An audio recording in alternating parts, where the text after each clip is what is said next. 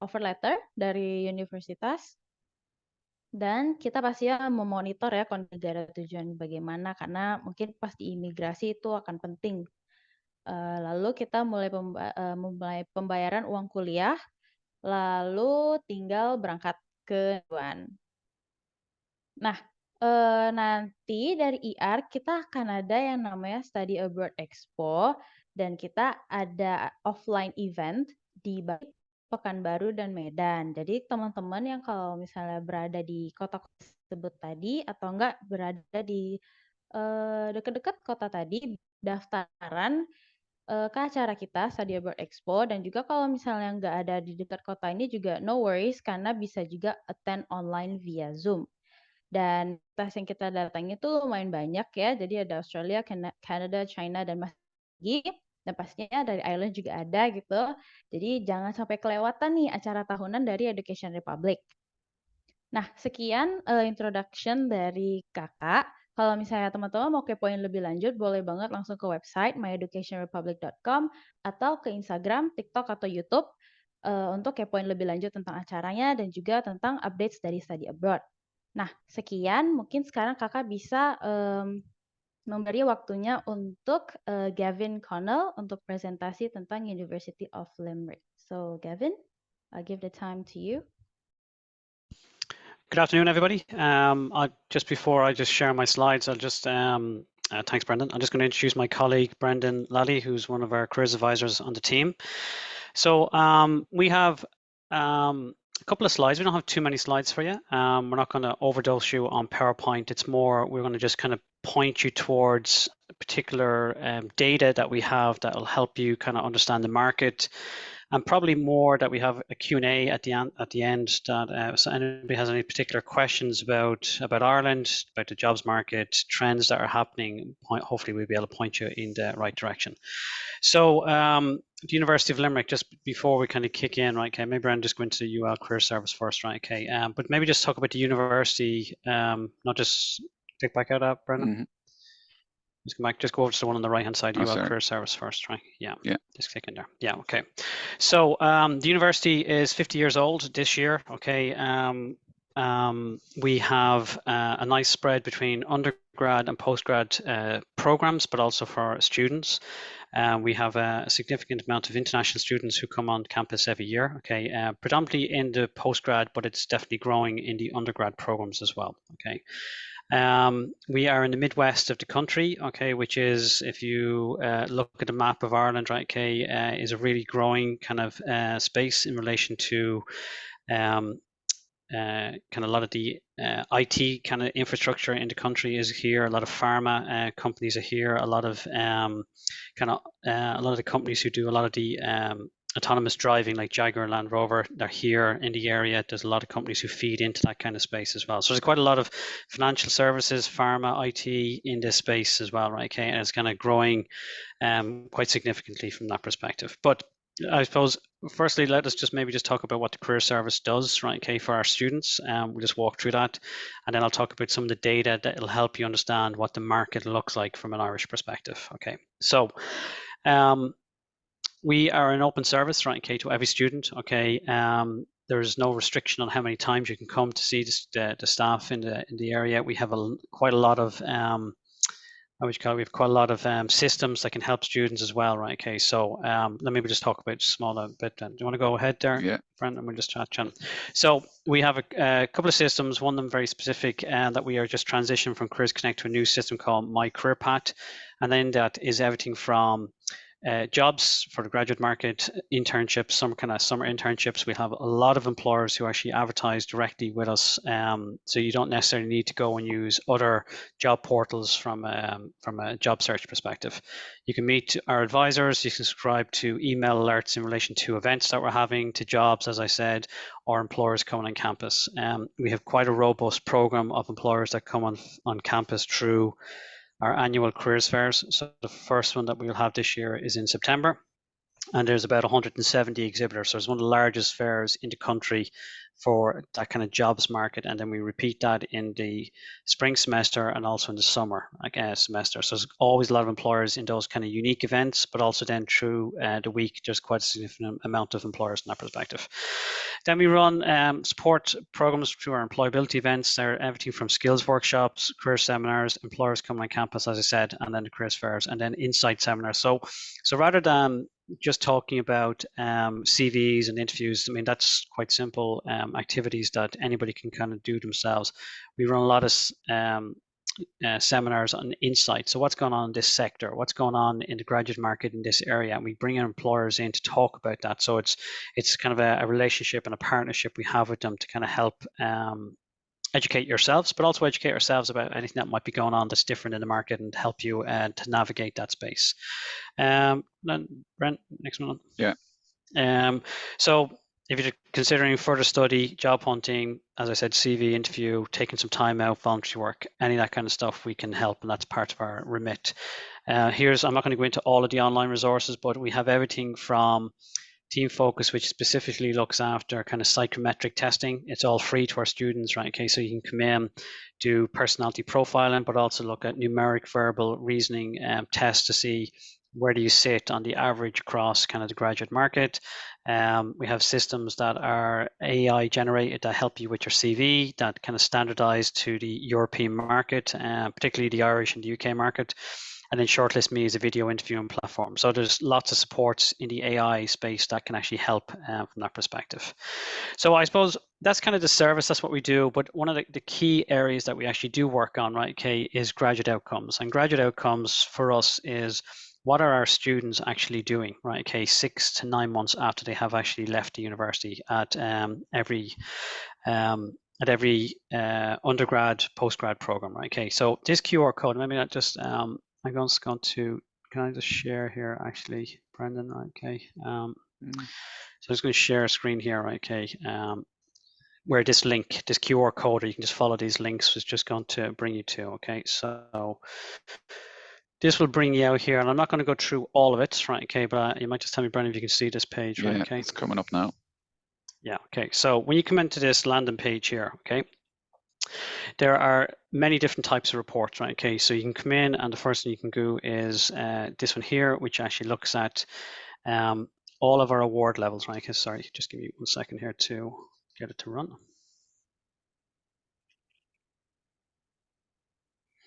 So this runs off if you've ever used a Power BI, right? Okay, so it just takes a small bit just to reboot, but once you do, it actually works quite well, right? Okay, so this has everything from our overall statistics. So last year we had 4,673 graduates. This is the amount of respondents. So we sit around a 70% response rate to our graduate outcomes, which is very significant in this market in relation to the responses, right? Okay, so it's probably the highest response rate across any of the universities.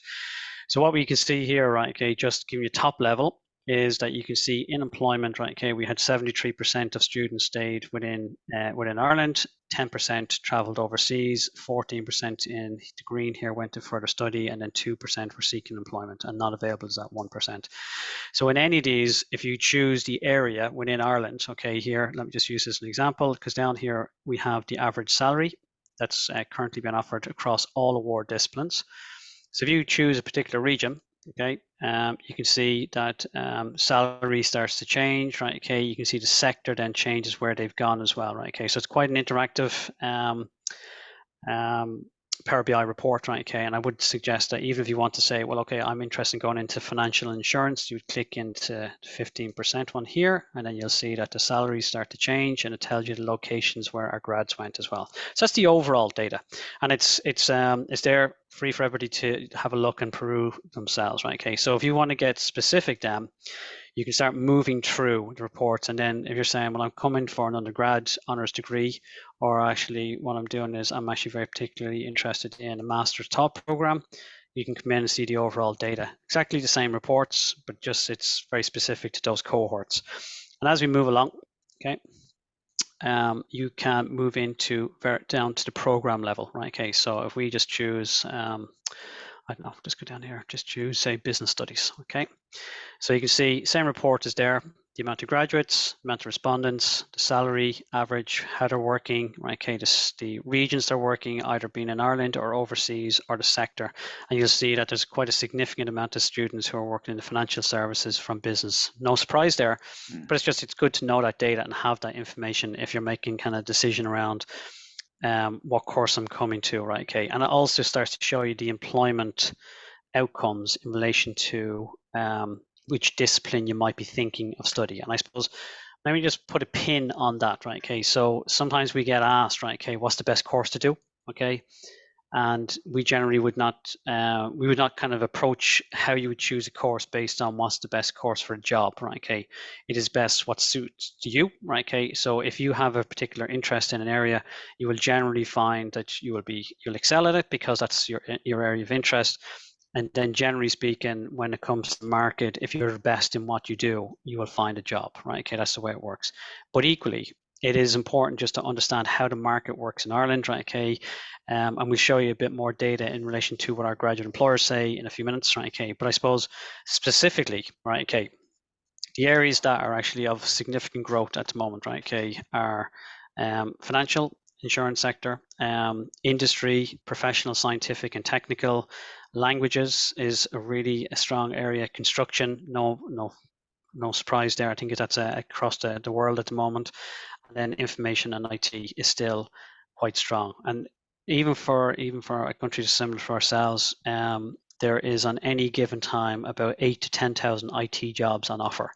I will always say about that, you could follow the route of I want to go down IT, but if you're not really good at it, you're not going to get a job, right? Okay, and it's kind of like that flow of that. If you're good at what you do, and you follow the study that you would wish to kind of to excel in, you will find a job and you will be successful, right? Okay, so I suppose from students who may be thinking of staying in Ireland after they have graduated, there's obviously visa requirements, right? Okay, now we don't go into those visa requirements, but there is a thing called a graduate stay-back visa that you can stay for 2 years, and then there's sponsorship afterwards.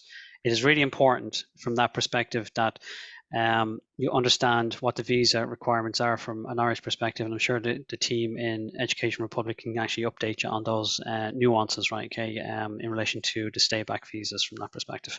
But that data is all there, okay? So I'm just going to stop sharing, but the link, and I'm sure the guys will share it with you. We're happy for you to come in and review any of the courses or programs that you might be interested in, and this is updated on an annual basis, okay? So then data for the most recent grads, we're just completing that at the moment, and that'll be up in the next couple of weeks, so you'll be able to see the most recent stuff. Okay, Brent, can you move on then? Yeah. That's just... Yeah. Excuse me. So this is, as I said, we do extensive research with our graduate employer network. Okay, so one of these is it's the graduate employer survey, or as it's been renamed for this year, the early careers employer survey. And we'll just bring you through some of the data just to kind of show you what the employers' requirements are, what they see as part of the market. Okay. Okay, will I click that? And I think if you just follow through, Yeah, we have pulled out some of the slides. Yeah. Okay. Yeah. So I'm just going to talk about these areas. There's participants, who they are, who responded to the survey, right? Okay. The recruitment levels that they see, the salaries, the demand that's out there, and some of the challenges on the onboarding issues that they have as well. Okay. So for this report, right, okay, and once again, we have one that we're about to release in about 2 or 3 weeks, but the numbers don't really change that much. The data has stayed kind of consistent year on year, but we generally do about 350 participants, okay, which is the largest of its type in the country. You can see that there's quite a nice spread between large organizations, small, medium enterprises, as we know them as SMEs in Ireland, and then charitable or not-for-profit organizations as well. Okay, so good spread there. So for the last year, right, okay, when they were looking at the recruitment levels, right, okay, you can see that a significant amount, so you're looking at about 84% will either recruit more or about the same as what they recruited. So the demand is still there. It's been consistent for the last couple of years. 5% recruit less, and we know that that's in the IT sector, that there's kind of just a small bit of a turn in the IT sector in relation to recruitment, but that's only based on graduates in this space, but there's still an enormous amount of jobs on offer in the space, right? Okay, so this is just some of the graduate employers said they weren't going to recruit IT at the time being. Okay, so just looking at some of the salaries, right? Okay, you can see that just these are the average salaries that they're saying within their sector is what they're going to be looking for, right? Okay, you can see that in manufacturing, that's kind of industry, it's up around 31,667, and then construction follows after, and then you can see within the different sectors the starting average salary sits around that 29,287. Okay, right, Brent. And then if we just do kind of comparison then, right? Okay, so this is kind of interesting, is that based on our graduate outcomes, okay, so we would see that the employers sits around 29,287. Our graduates that came out actually sits around 31,857, which is quite similar. So it's good to see that there's not enormous jumps or dips in any of them. And then the most recent salary that we had seen was around student attractions and benefit salary. It says it's sitting around 32,800. So it is increasing. Now, I don't expect that it will increase in these steps for the next 5 or 6 years. It's kind of, I think, hitting its peak around between that 30 and 33,000 for the average starting salary when you come out of college. Okay. So disciplines in demand, right? Okay, engineering is top, no surprise. ICT and business come right after it, right? Okay, and then you can see the range of other programs down afterwards, right? Okay, so interestingly, if you look at the very last one, this is our employer network who is saying that they will recruit students from any discipline. Right? Okay, so the background is not of importance to them. They just want to make sure that they have a good fit to their organization and you can train you on anything into the future. So that's a good message. Okay, and then here's some of the top skills from a technical and soft perspective that employers looking at. Right? Okay, so in the technical, they look for that real self-motivation, the analytical thinking, being collaborative is really important to them. And you being able to demonstrate that on a CV or as part of an interview is integral to their recruitment process. And then on the soft stuff, it's positive attitude and energy, ability to cope with pressure, which in other words is resilience. That's what they're looking for, okay? And then your work ethic is something that they're looking from that perspective. So, so they're just kind of top takeaways. As I said very early on the slides, we have significant amount of events that we run on campus in any given year. Our graduate vacancies, I think they tipped out, Brendan, was last year about 6,500 jobs that we advertised in the year. And obviously we have quite a lot of publications and research and data that is open to not only our current students, but we kind of publish that from a national perspective so that everybody can kind of share an understanding of what's going on in the graduate market from that perspective. So that's kind of a whistle tour of us, right? Okay, I'm not sure if there's any Q&A in the chat function, but happy to try and respond to anything that people might be interested in. Oke, thank you Gavin. Apakah ada pertanyaan dari teman-teman mengenai presentasi dari Gavin tadi ya? Tadi kita lihat banyak data-data. Mungkin ada yang ingin ditanyain gitu lebih detail mengenai data yang dipresent oleh Gavin tadi. Langsung chat di chat box aja atau unmute juga boleh ya teman-teman.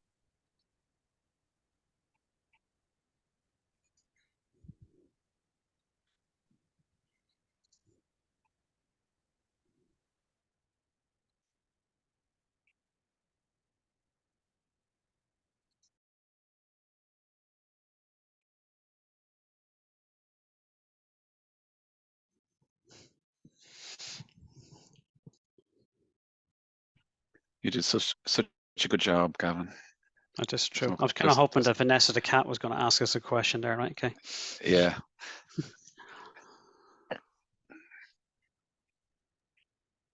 Maybe while we're waiting for them to type in the question, maybe like a question from me. So, how big is the opportunities for Indonesian students to get accepted in a job in Limerick or Ireland in general? Well, okay, so we generally don't speak to a particular cohort of students, as in Indonesian, Chinese, Asian, Irish, whatever the case is. The demand is extraordinarily strong. Okay, I don't think you'll find that any employer is saying I'm only looking for an Irish student. That's not how the market works, right? Okay. What they do look for is that people who have an interest in our organization. So where we've seen in the past is you'll have some students who'll just apply to anything, right? Okay. And employers know that. They pick that up really fast and they just say, you're just applying for a job that you've seen, but you don't know anything about us as an organization. So what they're looking for is your understanding of them, right? Case, and how you'll find that out is obviously you attend the fairs, you are coming to the employer campus activities, you're researching them, you're having conversations with us around those organizations. But also you have to match what they're looking for from a discipline or skills background, right? Okay, so it's amazing the amount of students who have, well, Brendan, you might be better to answer this, but generally speaking, they don't really adapt their CV to the employer that they're actually recruiting to. So they're just kind of sending out very standardized things, right? Okay, where employers are looking for that very specific, honed, this is me, I'm this type of a student, I'm studying this, I think I would be a good match in this area based on the job spec that you've actually you've sent out. And that's where employers are looking for that match from that perspective. So it's I suppose it's a genuine interest to work in them. I suppose the second part that's probably not really said a whole lot, right, Kay, but it is that you have I'm kind of thinking more from an international perspective, students wise, is that they have an interest to stay in the country for more than just 1 year. Okay, so I suppose in some ways employers are very, I mean, look, they're looking, it's their business, right? Okay, so they're going to say, I'm going to invest a lot of time, a lot of money and resources in training you. I don't want you leaving after a year. I would rather that your intent is to stay in the country. They're not going to say, they don't want you to stay with them until you're 60, okay? But they do want to see some kind of that you will be in the country for at least 3 to 5 years. That's their expectation. So I think sometimes a lot of students can be very unsure about what their decision is going to be in that space, but then they'll say is, yeah, well, I might stay for a year, and an employer is saying that's not of interest to us. And that's where you kind of see that mismatch from that perspective. But currently, if I was to say sector-wise, there are opportunities in Limerick, in Dublin, in the east, all over the country. It's just demand is just extraordinarily strong. I suppose one of the kind of aspects of COVID, right, okay, is that hybrid working is quite a strong element of how work takes place now. So you might be 2 days on campus in the companies and 3 days at home, or whatever the case might be. So hybrid is a big thing as well at the moment.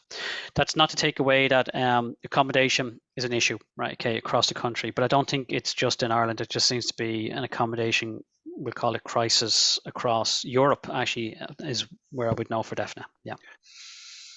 Just a question there in the chat box, Gavin, in relation to what engineering programs are available in UL. So we have what we call a common entry. So everyone goes into an introduction year in relation to engineering. During that year, you have to list your preference, and your choices are to specialize in biomedical, mechanical, civil engineering, or design and manufacturing. Now, if one of those programs was oversubscribed, they would go then on exam results, who gets entry into the program. So hopefully that answers your question, Michael. Another question here from Lisa is it difficult for international students who have graduated to get a job for the next 2 to 5 years? Will the regulations change over time? Now, I know we are not, we don't manage the governmental European regulations in relation to visa, but I won't envisage any massive change to the stay back visa situation for international students. How easy it is. Yeah, I probably concur with you there, Brent. Right? Okay, I think based on how the markets are at the moment, I think it would be crazy, excuse me, if the government decided to pull back a small bit on visas, right? Okay, because we cannot. I mean, employers will say the demand is outstripping the supply. Okay, so absolutely they are looking for really good caliber people, right? Okay, absolutely for sure, right? Okay, the 3 to 5 year, they would be really happy with that. Now, the only thing that I could think that could cause an issue there is if there was some global recession or global economic issue and that would slow down everything, right? Okay, because that's what happened back in 2008, 2009. But actually, even in 2008, 2009, they didn't restrict visas and from a graduate perspective. So even and that was quite a significant event in relation to the financial market. So I think at the moment, if you were to ask me for the next 2 or 3 years, I don't really see it being an issue, and it's definitely not even on. It's not even a conversation piece. Like nobody's mentioned it in any area. Yeah. Here, thanks, Gavin. Just a question to co-op, as we call it. It's also known as a job placement or internship, and is it core? Is it a core module? It is a compulsory core module at undergrad level. Typically, students get paid employment in year 3, and the University of Limerick have one of the largest work placement programs of any higher education college or university in Europe. So we have a great reputation in Ireland for work-ready students. So obviously the job placement piece of your degree is a huge advantage come graduation. And about 75% of the employers that take job placement students go on to hire those students at graduate, or UL students at graduate level. So hopefully that answered your question, Marina. Any other questions, anyone? Hi guys, it's Miranda here from Education in Ireland. Nice to see you. Hi, Miranda. Hi, Miranda. How's it going? Good? Good now, yeah. Good. It's always a question that I find here in the market from Indonesian students actually is about the cultural differences, right? And it's also one thing that we always address as a brand. Obviously students will find, cultural shock when they come to Ireland, etc. For cultural differences, is that something that the companies in Ireland will help the students with, or is it something that UL in your particular division helps out with as well? It's something. Yeah, that's actually okay. That's a really well. It's an interesting point, right? Okay, so I suppose if you're coming to Ireland, right? Okay, I mean it is the country of warm welcomes and smiles and everything, and no doubt in that, right? Okay, you on campus, right? Okay, the International Global Division manages students intake, and they do an just an enormous amount of immersion, right? Okay, in relation to students coming on campus, right? Okay, from very specific international day events, right? Okay, clubs and societies. So I suppose where we would see, I was going to say issues, but where I would say we would see that it doesn't work is if you come and say you come with a friend from Indonesia and you just stay together for the postgrad program or the undergrad program, and you're not out getting involved. Well, then yes, it will feel like it's very difficult to be immersive in the country, right? Okay, where if you're out and you're part of international clubs, international society, but also clubs and society, you just get immersed into culture, right? Okay. The only thing I'm going to say to you is, right? Okay, and we have a lot of Indian students who come, right? Okay, and they will always say they just can't get over the weather, right? Okay. What's cold to them is warm to us, right? Okay, it's just one of those things.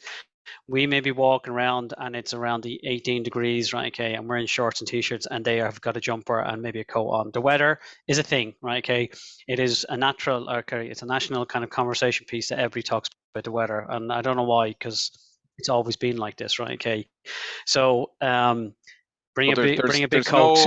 No extremes in Ireland. It's never boiling hot and it's never freezing with snow. We're just in the middle. Yeah. Yes. Yeah. You may regret saying that, Brandon. But Miranda, immersion or cultural kind of conversations is about you. Like it is about you, because employers are, like, if you think about Ireland in relation to let's use a lot of large organizations, right? Okay, use Ireland as their European basis, right? Okay, they proudly talk about their EDI. They proudly talk about the amount of different cultures working in their organizations, right? Okay, so it's like an extension of say university, and definitely large organizations, And then even in the SMEs, man, the country, I mean, Ireland is open in relation to people who are traveling. Like, we're part of the EU, so the amount of different nationalities who actually come visit Ireland but also stay in Ireland is quite significant, right? Okay, so I mean, nobody's kind of going, what's that, right? Okay, they're saying just another person, right? Okay, that's the way it works, right? Okay, so yeah, I think it's about how you immerse yourself, and once you have that in your head that you want to do that, it'll be easy. Yeah, absolutely. Because I suppose in some ways, just even from a language perspective, right? Okay, this is always something, right? Okay, when we talk about English, right? Okay, the more that you're speaking to people who are from Ireland, the more you pick up certain nuances, some understandings, colloquialisms, right? Okay, what that means when they say, you know, like everybody will always say, "How are you doing?" Right? Okay, it's almost like just saying hi. They're not looking for an answer. Okay, you know, it's almost like a past thing. How you doing? Right? Okay, and you will find, because I've used this as an example when I used to work in Poland for quite a long time. When we would say that, they would stop and tell us how they were doing. We were going, "This is really strange," right? Okay, and we had to just adapt how your conversation piece is, right? Okay, because otherwise it might be considered to be, my camera's gone off. I hope you can still hear me. Otherwise, it might be considered to be rude, right? Okay, so yeah. Okay, thanks, guys. And I think just another one for me, it's quite interesting, because I've realized now through over the years, you know, Education Republic themselves have sent students to Limerick, actually, and just for the other students who are here today, maybe you can also share, are there any professional associations where students can plug themselves, like, you know, through the alumni involvement, for example? Is there kind of like a group where particularly Indonesians can join or tap in and see what the alumni have done? Is that something you guys would have, like the data? Obviously, Well, I think, yeah, I suppose like the alumni office looks after the alumni, I suppose, in that way. So do we have a lot of connections with our alumni? Yes, we do, because obviously with cooperative education, our graduate recruitment, we have great relationships, and people do kind of step back in and say, hey, I'm working in this organization now. They have an opportunity, and they link us in with them. That's great.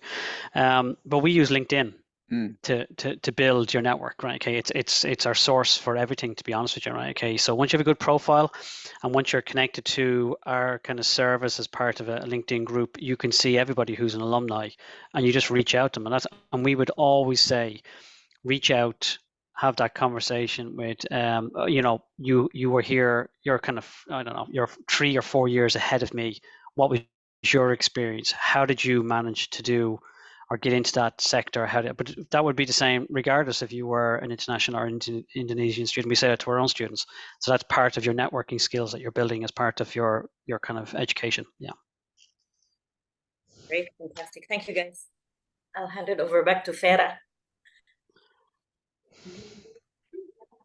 Thank you, Ms. Miranda, for the questions. How about the other students? Mau nanya lagi, teman-teman?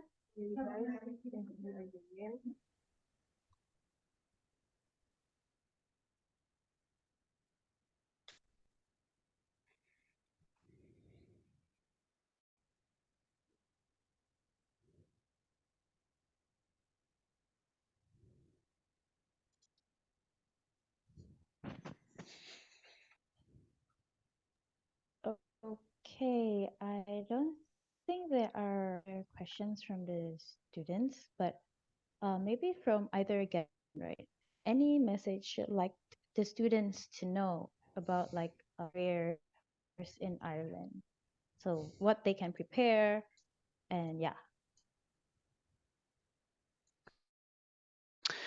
I suppose it's probably just a recap on what we discussed earlier on. Okay, I suppose doing your research of the market is really important, right? Okay, and sometimes you can look at the data, right? Okay, and it's telling you, oh yeah, engineering is the place to go because it's in highest demand, salaries are really good there. That's fantastic. But if you're not a good engineer, don't go down that road, right? Okay, is what we would say, right? Okay, because you won't be the best engineer, and you won't get the opportunity, and you won't get the best salary. So our thing is that find what you're really good at, right? Okay, focus on that, and that's where you will make the the decisions in relation to which sector you decide to go, whatever the case is. So I would always say it's based on what you're really good at first, and then you follow where the sector is, what the industry is. That's the important thing from there. I suppose if you are considering to come, you need to be very open to being in another country, right? Okay, it's important, right? Okay, to be to use your language, right? Okay, to try, you know, because nobody, even if it's kind of the first time that you're kind of getting really confident using kind of English or whatever the case is, nobody's going to laugh at you. They're all going to be very supportive, right? Okay, they're all absolutely understand that you're an international student, and where you try, people will help. That's the most important thing. Yeah, for sure. Yeah. And we apologize, we spoke very quickly during our presentation. Yeah, this is true. Yeah. Okay, we should have brought a translator, I think, sometimes, just to even slow us down, right? Okay, so you can record this. And if, thank you so much, Gavin and Brendan. Maybe we could take a picture first. So for documentation, so the students, mungkin boleh buka camera dulu, kita foto bentar, and then we can end. Okay, baby. All right. Teman-teman ya, jangan malu-malu. Okay, Rachel, can you help screenshot, or you want me to help?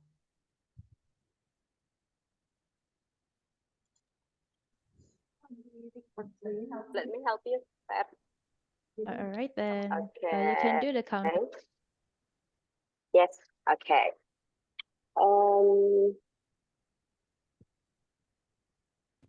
Okay. 1, 2, 3. Again. 1, 2, 3. One more. Wait a minute. Let me. Okay. One more. 1, 2, 3.